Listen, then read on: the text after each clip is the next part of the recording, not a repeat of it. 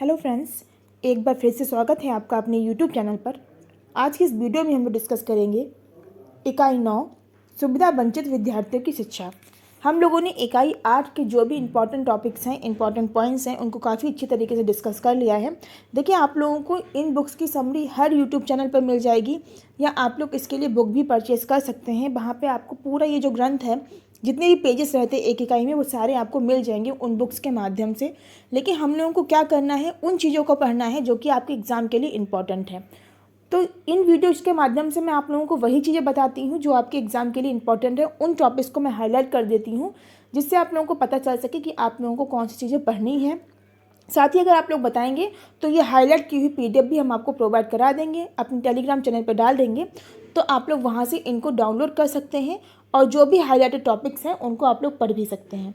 तो आज की वीडियो स्टार्ट करते हैं। लेकिन वीडियो को स्टार्ट करने से पहले एक छोटी सी रिक्वेस्ट है कि जिन लोगों ने अभी तक हमारे चैनल को सब्सक्राइब नहीं किया है, वो चैनल को सब्सक्राइब जरूर कर लीजिए, जिससे कि आगे जो भी वीडियोज आएँ उनका नोटिफिकेशन आपको टाइम से मिल सके, जिससे आपको पता चल सके कि अब कौन सी वीडियो डाली गई है।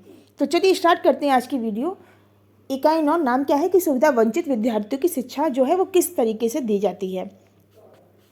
आपकी प्रस्तावना है, और प्रस्तावना के बाद में जो हम लोगों को जहाँ से पढ़ना है वो टॉपिक है आपका कि अधिगमता तथा अवधारणा संबंधी मुद्दे। भारत के संविधान के अनुसार भारत सरकार 6 से 14 वर्ष तक के सभी बच्चों को निःशुल्क और अनिवार्य शिक्षा प्रदान करने के लिए वचनबद्ध है। इस लक्ष्य की प्राप्ति के लिए स्वतंत्रता प्राप्ति के पश्चात बहुत सारे प्रयास हुए हैं। ये सुनिश्चित करने के लिए प्रत्येक बालक के आसपास कोई न कोई प्राथमिक विद्यालय हो। देश भर में बहुत सारे प्राथमिक विद्यालय खोले गए। कई गांवों में तो एकल अध्यापक विद्यालय खोले गए ताकि बच्चों को गांव में ही विद्यालय मिल सके। तो ये हम लोगों ने अपनी प्रीवियस जो भी इकाइयाँ हैं उनमें काफ़ी अच्छी तरीके से पढ़ा है कि 6 से 14 वर्ष तक के बच्चों के लिए अनिवार्य और निःशुल्क शिक्षा की व्यवस्था की गई। इसके लिए सुनिश्चित किया गया कि प्रत्येक गांव में प्राथमिक विद्यालय जरूर होना चाहिए, 1 किलोमीटर पे एक प्राथमिक विद्यालय जरूर होना चाहिए। यहाँ तक कि अगर टीचर्स नहीं हैं तो केवल एक प्रधान अध्यापक ही पूरे विद्यालय का संचालन करेगा और सारे सब्जेक्ट्स को पढ़ाएगा। कहने का तात्पर्य ये है कि कोई भी बच्चा जो है वो शिक्षा से वंचित नहीं रहना चाहिए। नीचे है कि बहुत सारी योजनाएं जैसे कि मुफ्त शैक्षिक सामग्री, मध्याह्न भोजन, विद्यालय यूनिफॉर्म वितरण, जनजातीय क्षेत्र से संबंधित लड़कियों को सहायता आदि लागू की गई। 20वीं शताब्दी के अंतिम दशक में एक महत्वाकांक्षी कार्यक्रम जिला प्राथमिक शिक्षा कार्यक्रम यानी कि DPEP मानव संसाधन विकास मंत्रालय भारत सरकार द्वारा उन जिलों में लागू किया गया जहां महिला साक्षरता दर राष्ट्रीय औसत से नीची थी। इस कार्यक्रम में अभिगमता सुनिश्चित करने तथा अवधारणा को बढ़ाने के लिए पूरे प्रयास किए गए। ये प्रयास और अधिक व्यापक स्तर पर सर्व शिक्षा अभियान के अंतर्गत जारी रहे। इन दोनों कार्यक्रमों के विद्यार्थियों के पंजीयन और उनके द्वारा विद्यालय में शिक्षा जारी करने के रूप में कुछ लाभ मिले, तथापि 100% पंजीयन तथा अवधारणा अब भी एक स्वप्न मात्र है। इसे पूरा करना एक चुनौती है और इसमें देश के प्राथमिक विद्यालयों के अध्यापकों की भूमिका बहुत महत्वपूर्ण है। अनुसूचित जाति के बच्चों की शिक्षा तो भारत ने बहुत लंबे समय तक और अभी भी जाति प्रथा चलते रहने के कारण समाज के कुछ विशिष्ट वर्गों को अछूता कहा जाने लगा, क्योंकि ये समूह नौकरों जैसा कार्य किया करते थे, अतः ये शिक्षा से दूर ही रहे। कई स्थानों पर देखने में आया है कि विद्यालय में अनुसूचित जातियों के विद्यार्थियों के लिए कक्षा में बैठने का एक अलग स्थान निर्धारित किया जाता है। इसके अतिरिक्त उच्च जाति के विद्यार्थियों की तुलना में अनुसूचित जातियों के बच्चों के साथ अधिक सख्ती का व्यवहार किया जाता है। अनुसूचित जातियों के बच्चों के लिए अधिगम, अध्यापन, कार्य योजना इन सब बातों को ध्यान में रखते हुए बनाई जाए, जिसमें इन बच्चों की विशिष्ट आवश्यकताओं को सन्मुख रखा जाए। इस संदर्भ में कुछ सुझाव नीचे दिए गए हैं ताकि ये बच्चे भी विद्यालय के समस्त क्रियाकलाप में सम्मिलित हो सकें। जैसे कि बच्चों की आवाज़ों को ध्यान से सुनना इस कार्य के लिए महत्वपूर्ण है। विद्यालय में अध्यापक गण अन्य विद्यालय कर्मियों तथा विद्यार्थियों के लिए व्यवहार मानदंड स्थापित किए गए। विद्यालय में होने वाले ऐसे पक्षपातपूर्ण आचरणों के लिए रिपोर्ट करने संबंधी एक व्यवस्था बनाई गई। विद्यालय में लगाई गई शिकायत पेटियां को प्रतिदिन देखा जाए और यदि इस प्रकार का अनुचित उदाहरण सामने आता है तो उस पर समय पर उचित कार्रवाई भी की जाए। कक्षा में होने वाली अन्योन क्रियाओं के लिए उचित मानदंड स्थापित किए जाएं जैसे कक्षा में बैठने संबंधी प्रतिरूप ये सुनिश्चित करें कि बच्चों को जाति या लिंग के आधार पर या समुदाय के आधार पर अन्य बच्चों से अलग नहीं बैठाया जा सकता। शिक्षा का अधिकार अधिनियम 2009 आरटी एक्ट 2009 में शारीरिक दंड या दुर्व्यवहार को दूर करने संबंधी सुझाए गए मानदंडों का सख्ती से पालन किया जाना चाहिए।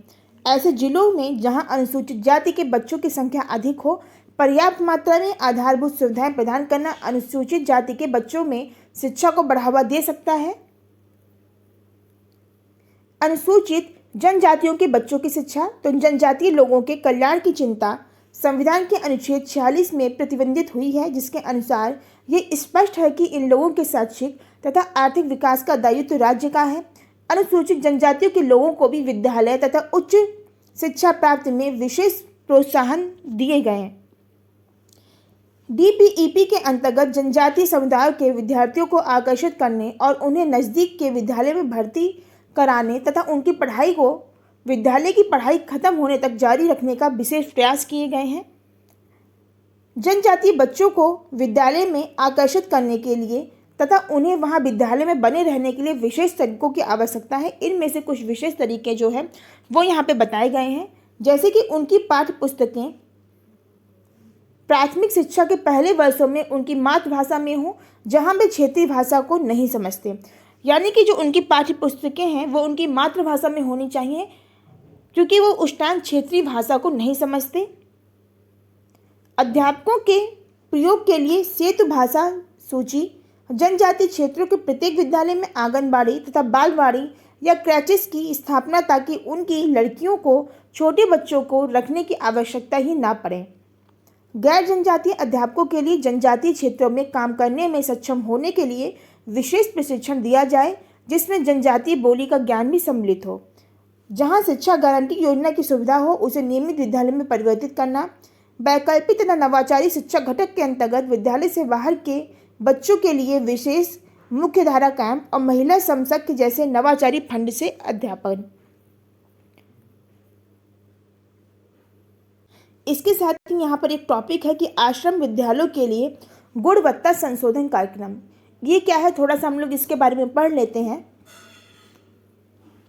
महाराष्ट्र सरकार ने जनजातीय विकास विभाग के अनुरोध पर आश्रम स्कूलों में विज्ञान और गणित शिक्षा की गुणवत्ता में सुधार लाने के उद्देश्य से एक कार्यक्रम का सूत्रपात किया है।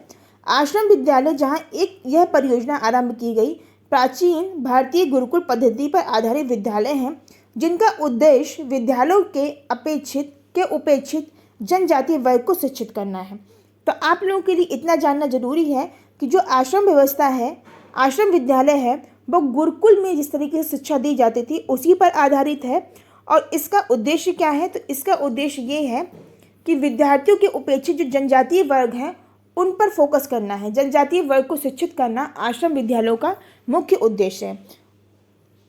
यहाँ पर मैंने आपको ये इसलिए बता दिया कि अगर क्वेश्चन आ जाए कि आश्रम विद्यालयों से आप क्या समझते हैं कि या फिर आश्रम विद्यालय का मुख्य उद्देश्य क्या है, ऑप्शन में आपको ये भी दिया रहेगा, पंजीयन को बढ़ाना या सर्व शिक्षा अभियान को बढ़ाना, या फिर आप लोगों का ये है समावेशी शिक्षा को बढ़ाना, या फिर जनजातीय शिक्षा को बढ़ाना, या जनजातीय वर्ग को शिक्षित करना। तो इसीलिए मैंने आपको बता दिया कि आश्रम विद्यालय को इन शॉर्ट में, कि अगर क्वेश्चन आ जाए तो आप लोग वहाँ पर आंसर कर पाएँ। नीचे अगला टॉपिक हमारा ये है कि विशेष आवश्यकता वाले बच्चों की शिक्षा। तो सर्व शिक्षा अभियान के उद्देश्यों को उसी अवस्था में प्राप्त किया जा सकता है जब सभी बच्चे, जिनमें विशेष आवश्यकताओं वाले बच्चे भी सम्मिलित हों, प्रारंभिक शिक्षा की परिधि में शिक्षा ग्रहण करें। डीपीईपी जैसे कार्यक्रम के अनुभवों से स्पष्ट हो गया है कि उपर्युक्त सहायक सेवाओं के साथ विशेष आवश्यकता वाले बच्चों को भी गुणवत्ता शिक्षा समान विद्यालयों में ही दी जा सकती है। इन बच्चों के प्रति सहानुभूति की एक समजातीय सामान्य आवृत्ति, जिसमें इस बात पर अधिक ध्यान दिया जाता है कि बच्चे क्या क्या नहीं कर सकते हैं, बजाय इसके कि वे क्या क्या करने में समर्थ हैं, उनके शैक्षिक विकास में बाधा बन गई है। विशेष आवश्यकता वाले बच्चों को नियमित विद्यालयों में समावेशित करने के महत्व को समझते हुए सर्व शिक्षा अभियान के फ्रेमवर्क में ऐसे बच्चों को शिक्षित करने के लिए उपयुक्त प्रावधान किए गए हैं। सर्व शिक्षा अभियान का उद्देश्य ये सुनिश्चित करना भी है कि विशेष आवश्यकता वाले प्रत्येक बच्चा चाहे वह किसी वर्ग का हो और उसकी आवश्यकता की मात्रा कितनी भी हो, उसे अर्थपूर्ण और गुणवत्ता शिक्षा दी जाए। अतः सर्व शिक्षा अभियान के अंतर्गत शून्य अस्वीकार नीति को अपनाया गया है। इसका अर्थ है किसी भी विशेष आवश्यकता वाले बच्चों को उसके शिक्षा के अधिकार से वंचित नहीं किया जा सकता। शिक्षा के अधिकार को विशेष आवश्यकता वाले बच्चों के लिए वास्तविकता में रूपांतरित करने हेतु उपयुक्त योजना बनानी अनिवार्य है। इसके लिए विशेष आवश्यकता वाले बच्चों की श्रेणी के अनुसार पहचान करनी चाहिए। जैसे दृष्टिक्षत बच्चों को लेखन की सुविधा, डिसलेक्सिक या स्पष्टिक बच्चों को अतिरिक्त समय की सुविधा, श्रवण बाधित डिसलेक्सिक बच्चों को मात्र एक भाषा पढ़ाने का विकल्प आदि। नेक्स्ट हमारा टॉपिक है भौगोलिक दृष्टि से सुदूर बच्चों की शिक्षा। उपेक्षित निवास समूह में शिक्षा गारंटी योजना और कठिन परिस्थितियों में रहने वाले बच्चों समेत विद्यालय से बाहर वाले बच्चों के लिए वैकल्पिक तथा नवाचारी शिक्षा सब शिक्षा अभियान के ढांचे का भाग है। इन सब के लिए विविध कार्यनीतियाँ और लचीले वित्तीय प्रचारों की आवश्यकता है। इन संदर्भ में 4 स्पष्ट क्षेत्र हैं, जैसे छोटे अपेक्षित आवास स्थलों के लिए पूर्णकालिक समुदाय विद्यालय, विभिन्न समय अवधि के सेतु पाठ्यक्रमों के द्वारा बच्चों को मुख्यधारा में लाना, विशेष बच्चों के लिए जैसे बाल श्रमिक, गली मोहल्ले में घूमने फिरने वाले बच्चे, किशोरावस्था की लड़कियां तथा कुछ पिछड़ी जाति की लड़कियां, स्थानांतरण करने वाले परिवार के बच्चों के लिए विशेष कार्यनीतियाँ बनाना तथा उन्हें कार्यान्वित करना। नवाचारी कार्यक्रम ये नवाचार शैक्षिक पद्धतियाँ, पाठचर्या कार्यक्रम, प्रबंधन, पाठ्य पुस्तकों इत्यादि में हो सकते हैं। सभी ऐसे निवास स्थल जिनमें 1 किलोमीटर की दूरी पर विद्यालय नहीं है और वहाँ पर विद्यालय जाने योग्य आयु के बच्चों की एक न्यूनतम संख्या है, ऐसे बच्चों के लिए एक शिक्षा गारंटी योजना प्रकार का विद्यालय बनाया जाना चाहिए। ऐसे बच्चे जो बीच में ही विद्यालय छोड़ गए हैं, उनके लिए सेतु पाठ्यक्रमों की व्यवस्था होनी चाहिए ताकि उन्हें मुख्य धारा में लाया जा सके। तो सेतु पाठ्यक्रम क्या है, इसको हम लोगों ने काफ़ी डिटेल में प्रीवियस इकाई में पढ़ लिया है। आप लोगों ने जिन लोगों ने वो वीडियो नहीं देखी, आप लोग जाकर के देख लीजिए, वहाँ पर ये सारी चीज़ें हमने काफ़ी डिटेल में बताई हैं। इसका उद्देश्य है कि शिक्षा गारंटी योजना तथा वैकल्पिक तथा नवाचारी शिक्षा प्रारंभिक शिक्षा के सार्वत्रिकरण का अनिवार्य अंग बन जाए। तो शिक्षा गारंटी योजना क्या है, ये भी मैंने आपको बताया है कि ऐसे स्थान जहाँ पर 1 किलोमीटर की दूरी पर कोई भी विद्यालय नहीं है और वहाँ पर उस आयु जो बच्चे हैं उनकी संख्या न्यूनतम है, या वे स्कूल जाना चाहते हैं लेकिन स्कूल ना होने के कारण वो नहीं पढ़ सकते हैं, या कुछ ऐसे बच्चे हैं जो बीच में ही स्कूल छोड़ के चले जाते हैं, तो उन सब के लिए ये शिक्षा गारंटी योजना आई है। तो इन सबको हम लोगों ने काफ़ी डिटेल में प्रीवियस इकाई में डिस्कस कर लिया था। शिक्षा गारंटी योजना तथा वैकल्पिक तथा नवाचारी शिक्षा के अंतर्गत उन अपेक्षित निवास स्थानों प्राथमिकता के आधार पर शिक्षा गारंटी योजना केंद्र स्थापित करने चाहिए जहां 1 किलोमीटर की दूरी तक कोई विद्यालय नहीं है और जहां 6 से 14 वर्ष आयु वर्ग के 15 बच्चे या पर्वतीय क्षेत्रों में 10 बच्चे रहते हैं परंतु वे विद्यालय नहीं जा रहे हैं। शहरी सुविधा वंचित बच्चों की शिक्षा। तो शहरी सुविधा वंचित बच्चे कौन से हैं? ऐसा नहीं है कि केवल ग्रामीण क्षेत्रों में ही बच्चे जो है वो शिक्षा से वंचित हैं, शहरी क्षेत्रों में भी जो बच्चे हैं वो जो शिक्षा की व्यवस्था है उससे वंचित हैं। सुविधा वंचित बच्चों का एक समूह ऐसा भी है जो शहरी क्षेत्र में रहता है। विशेषकर श्रम क्षेत्रों में ऐसे बच्चों की शैक्षिक आवश्यकताओं पर ध्यान केंद्रित करना अत्यंत आवश्यक है। शहरी क्षेत्रों में विद्यालय के प्रबंधन के लिए विभिन्न प्रशासनिक व्यवस्थाओं के कारण यूईई के लिए किए गए बहुत सारे प्रयास शहरी सुविधा वंचित बच्चों तक नहीं पहुंच पाते। इस दिशा में कुछ गैर सरकारी संगठनों ने सरकारी व्यवस्था से मिलकर महत्वपूर्ण प्रयास किए हैं। जैसे मुंबई से प्रथम एक गैर सरकारी संगठन है, इसका नाम ध्यान रखिए, काफ़ी हाईलाइटेड है प्रथम। तो ये क्या है? एक गैर सरकारी संगठन है। संगठन ने नगर निगम के सहयोग से तथा कोलकाता में नगर स्तरीय क्रियाविधि प्रारंभिक शिक्षा की योजना बनाने की दृष्टि से कुछ बड़े शहरों के नगर निगम को जिला के रूप में समझा जाता है। इन क्षेत्रों के शैक्षिक विकास संबंधी योजनाओं के परिरूप नगर निगमों द्वारा बनाया जा सकता है और राज्य सरकार इनके सर्व शिक्षा अभियान के अंतर्गत निधियन के लिए अनुशंसा कर सकती है। ऐसे शहरी स्लमों की विशेष समस्या होती है, जैसे गलियों में घूमने फिरने वाले बच्चों की शिक्षा, ऐसे बच्चों की शिक्षा जो कबाड़ी का काम करते हैं, ऐसे व्यक्तियों के बच्चों की शिक्षा जो शहरी स्लमों में काम करते हैं या रहते हैं, उद्योगों में काम करने वाले बच्चों की शिक्षा, या घर में चाय की दुकानों पर इत्यादि पर काम करने वाले बच्चों की शिक्षा। स्पष्ट है कि इन विषमताओं के होते हुए ऐसे बच्चों की शिक्षा के लिए विभिन्न प्रकार के उपागमों या विधियों का प्रयोग करना पड़ेगा। शहरी निर्धन बच्चों को निम्नलिखित श्रेणियों में वर्गीकृत किया जा सकता है, जैसे कि स्लमों व पुनर्वास कॉलोनी में रहने वाले बच्चे, बाल श्रमिक जिनके बच्चे भी सम्मिलित हैं और जो घरों में नौकरी करते हैं, गलियों में घूमने फिरने वाले बच्चे, वेश्याओं के बच्चे, बाल अपराधी बच्चे जो सुधारशालाओं में रहते हैं और जो कानून की परवाह नहीं करते, भिखारी बच्चे, कबाड़ी बच्चे, शहरी निर्धन बच्चे जो आसक्त हैं। तो इस तरीके से जो शहरी निर्धन बच्चे हैं उनको वर्गीकृत किया गया है। श्रमजीवी बच्चों की शिक्षा क्या है? तो भारत ने बाल श्रम को अवैध घोषित किया हुआ है, अतः जो व्यक्ति बच्चों को घरेलू या अन्य किसी काम करने के लिए नियोजित करते हैं, कानून में उन्हें सजा देने का प्रावधान है। फिर भी कुछ परिवार इतने गरीब होते हैं कि उन्हें परिवार की आय में कुछ वृद्धि करने के लिए अपने बच्चों को काम पर भेजने के लिए विवश होना ही पड़ता है। आजकल शहरी क्षेत्रों में बहुत सारे रात्रि विद्यालय विद्यमान हैं। महानगरीय क्षेत्रों में इन विद्यालयों की संख्या तथा उनके पंजीकृत बच्चों की संख्या भी काफ़ी उच्च है।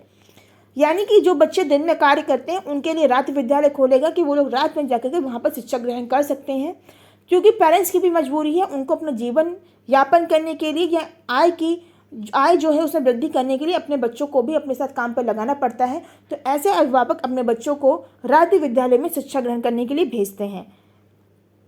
इन विद्यार्थियों की पाठचर्या की इस रूप में बनाई जाए जिससे उनके जीवन कौशल का विकास हो सके, जिससे उनके दैनिक व्यवसाय में भी सहायता मिले। यदि व्यवसाय आधारित प्रशिक्षण दिया जाए तो उन्हें तथ्यों और सिद्धांतों को समझने में सहायता मिल सकती है। ऐसे पाठ्यक्रम से जहां एक ओर उनके व्यवसाय के लिए अपेक्षित कौशलों का विकास होगा, दूसरी ओर उनकी कमाई में भी वृद्धि करने का मौका भी मिल सकता है। अल्पसंख्यक बच्चों की शिक्षा, तो अल्पसंख्यक समुदाय से आने वाले बच्चे ऐसे वातावरण में अपने आप को अलग महसूस करते हैं। इस अलगाव के निम्नलिखित कारण हो सकते हैं, जैसे कि पाठ्य पुस्तकों और कक्षा पाठचर्या संचालन में प्रयुक्त भाषा इन अल्पसंख्यक वर्ग की मातृभाषा से भिन्न हो सकती है। पाठ्य पुस्तकों और कक्षा भाषा में दी गई अनुभूतियों से ये बच्चे अनभिज्ञ हो सकते हैं। सांस्कृतिक पृष्ठभूमि के अंतरों के कारण इन बच्चों के पूर्व कल्पित विचार बहुसंख्यक बच्चों के विचारों से भिन्न हो सकते हैं। कुछ विषय वस्तु बच्चों को असंगत भी लग सकती है। तो ये कारण है।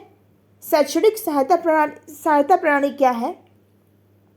तो विद्यालय शिक्षा में अध्यापक सशक्तिकरण एक महत्वपूर्ण पक्ष है। एक कार्यरत अध्यापक का सशक्तिकरण विभिन्न तरीकों से किया जा सकता है, जैसे वेतन वृद्धि द्वारा, विद्यालयों में सुविधा बढ़ाकर, कक्षा कार्य संपादन में स्वतंत्रता द्वारा अध्यापक सशक्तिकरण किया जा सकता है। यहाँ पर जो संकेत दिए जा रहे हैं वे वास्तव में शैक्षणिक सहायता प्रणाली के ही पक्ष है, जिनकी एक अध्यापक को उस नाना प्रकार की अपेक्षाओं को पूरा करने के लिए आवश्यकता पड़ती है। भारतीय अनुसंधान संस्थान इसरो हमारे इस शैक्षिक प्रयास में सहायता करने के लिए आगे आया है। अक्टूबर 2004 में इसने एक समर्पित सैटेलाइट जिसका नाम एडुसेट है शुरू किया। जियो स्टेशनरी कक्ष में स्थित ये सैटेलाइट दिन में हर समय और वर्ष में प्रतिदिन शैक्षिक क्रियाकलाप के लिए उपलब्ध होता है। इसके कारण विशेषज्ञ और अध्यापक एक दूसरे के निकट आए हैं। साथ ही साथ वीडियो सम्मेलनों के द्वारा अध्यापक एक दूसरे के साथ विचारों और अनुभवों का आदान प्रदान करने लगे हैं और अन्य स्थानों या प्रांतों में कार्यरत अपने अध्यापक सहयोगियों से परामर्श कर सकते हैं।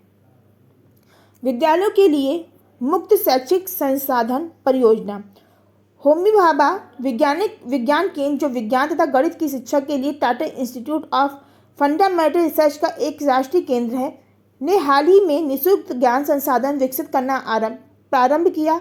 अलग चरण में ये विद्यालयों के लिए मुक्त शैक्षिक संसाधनों का निर्माण करना चाहता है, जिसका उपयोग देश के सुदूर छोटे छोटे गाँव में पढ़ रहे विद्यार्थियों को गुणवत्ता शिक्षा प्रदान करने के लिए किया जा सकता है। समावेशी शिक्षा, तो अंतर्राष्ट्रीय परिदृश्य क्या है इसका? समावेशी शिक्षा शब्द को हाल ही के वर्षों में काफ़ी महत्व मिला है। आज समावेशी शिक्षा अभियान एक अंतर्राष्ट्रीय घटना है। इसकी उत्पत्ति अपेक्षाकृत धनाढ्य और विकसित देशों में हुई है। इन देशों ने विकलांग व्यक्तियों के लिए बने विशेष विद्यालयों से ऐसे अध्येताओं का नियमित विद्यालय में स्थापन करने पर बल दिया। तो देखिए यहाँ पर एक काफ़ी इंपॉर्टेंट क्वेश्चन जो है वो KVS में आया था एग्जाम में, कि जो समावेशी शिक्षा है वो मुख्य रूप से किन बच्चों की शिक्षा है, जिसमें ऑप्शन आपके ये थे: वंचित समूह के बच्चे, अल्पसंख्यक समूह के बच्चे, पिछड़े जाति के बच्चे, या फिर ऐसे बच्चे जो कि विकलांग हैं। तो सारे ही समावेशी का अर्थ क्या होता है कि सबको एक साथ, सारे बच्चों को एक साथ एक ही माहौल में शिक्षा दी जाए। लेकिन ऑप्शन में भी आप कंफ्यूज हो जाएंगे कि अल्पसंख्यक भी हो सकते हैं, वंचित समूह के बच्चे भी हो सकते हैं, या फिर विकलांग बच्चे। तो किस तरीके के बच्चे शामिल किए गए कि अगर इस तरीके का क्वेश्चन आ जाए तो समावेशी शिक्षा में मुख्य रूप से विकलांग जो बच्चे हैं उनको समान स्कूलों में बिठाल कर ही दी जाने वाली शिक्षा है। तो समावेशी शिक्षा एक तरीके से विकलांग बच्चों की शिक्षा है। लेकिन समावेशी का अर्थ क्या है कि सारे समूह या हर तरीके के बच्चों के, विशिष्ट बच्चे चाहे पिछड़े वर्ग के बच्चे हों, कैसे भी बच्चे हों, उन सभी बच्चों को एक साथ एक माहौल में शिक्षा देना ही समावेशी शिक्षा है। लेकिन इसका संबंध किससे है? तो विकलांग बच्चों की शिक्षा से है। जैसा कि यहाँ पर आपको क्लियर हो जाएगा कि विकलांग व्यक्तियों के लिए बने विशेष विद्यालयों से ऐसे अध्येताओं का नियमित विद्यालयों में स्थापन करने पर बल दिया गया। यानी कि जो विकलांग बच्चे हैं उनको किसी विशेष विद्यालय में नहीं भेजा जाए, उनको समान बच्चों के साथ समान स्कूलों में बैठा कर ही एक साथ शिक्षा देने की व्यवस्था की जाए। तो समावेशी शिक्षा का संबंध किससे है? विकलांग बच्चों की शिक्षा से है। ये क्वेश्चन केवीएस में आया था। आगे लिखा है, सभी प्रकार के बच्चों को समान कक्षा में पढ़ाना अनिवार्य और महत्वपूर्ण समझा जाने लगा। शिक्षा के अधिकार को United nation डिफरेंशन of the rights of the child, यानी कि बच्चों के अधिकारों की संयुक्त राष्ट्र संघ की घोषणा 1959 में और अधिक महत्व पर बल मिला। इस घोषणा के अंतर्गत बच्चों की शिक्षा पर दायित्व अभिभावकों का है। बाद में सिविल तथा राजनीतिक अधिकारियों पर अंतर्राष्ट्रीय प्रतिज्ञा पत्र यानी कि UN 1966 में शिक्षा की समानता को भी सम्मिलित कर लिया गया। समावेशी शिक्षा के लाभ क्या है? तो विकसित देशों की तुलना में समावेशी शिक्षा का महत्व विकासशील देशों के लिए कहीं अधिक है। इसे व्यवहार में लाने के निम्नलिखित लाभ हो सकते हैं, जैसे कि संसाधनों का कुशल प्रयोग हो सकता है, लागत प्रभाविता हो सकती है। लागत प्रभाविता किस प्रकार से? तो समावेशी शिक्षा मात्र लागत कुशल ही नहीं अपितु लागत प्रभावी भी है। समावेशी न केवल निःशक्त व्यक्तियों की वृद्धि को आसक्त करता है अपितु गैर निःशक्त व्यक्तियों के विकास का भी आश्वासन देता है। अर्थात समावेशी के से समान तथा गैर समान अध्येताओं को भी लाभ मिलता है। विकेंद्रीकरण, तो समावेशी शिक्षा को कार्यान्वित करने से विकेंद्रीकरण को प्रोत्साहन मिलता है। एक समावेशी विद्यालय की शिक्षा, तो किसी समावेशी कक्षा का अनिवार्य पक्ष होता है अध्यापक की अभिवृत्ति या उसका दृष्टिकोण।